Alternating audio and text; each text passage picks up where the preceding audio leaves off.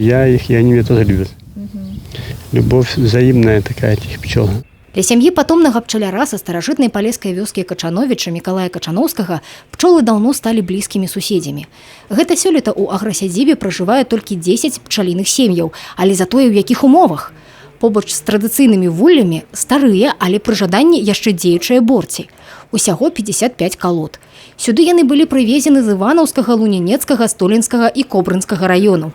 Большасць з іх стала экспанатамі музея пад адкрытым небам, але ёсць і такія, што яшчэ выкарыстоўваюцца па сваім прамым прызначэнні.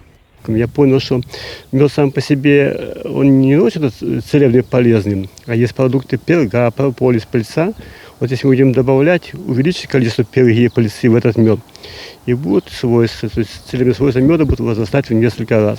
Пра карысныя ўласцівасці прадуктаў пчалярства Мікалай Качаноўскі можа расказваць бясконца, як і пра гісторыю сваёй сям'і і вёскі. Дапамагаюць сабраныя ім нямыя сведкі жыцця некалькіх пакаленняў, прадметы вясковага выключна тутэйшага побыту. Вось радавая дзіцячая калыска, яе плёў яшчэ дзед пчаляра. А вось гэта пляцёнка на доўгім тронку прылада для кухні. Ёй гаспадыні дасыпалі ў печ бульбу для запякання. Так Качаноўскі захоўвае і распавядае гісторыю адразу некалькіх эпох. Былы савецкі інжынер з душой палескага бортніка справу жыцця знайшоў не адразу. Дапамагла памяць продкаў, назапашаная ажно з 16 стагоддзя.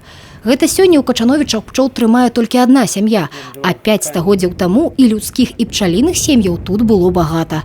Аб распаўсюджаным на палесе рамястве добра памятае і 90-гадовая маці пчаляра. Я ходила, я збирала рої сама, то ще як покойний був то вдвох, а потім і сама збирала пчоли, бо я годувалася коло пчоли. І раней і сёння мёд быў не толькі ежай і лекамі, але і спосабам заробку. Аднак, прызнаецца Мікалай Качаноўскі, займацца пчалярствам з цягам часу становіцца ўсё складаней. Атрымаць экалагічна чысты, сапраўды карысны прадукт можна толькі на незабруджанай тэрыторыі, а яе не хапае.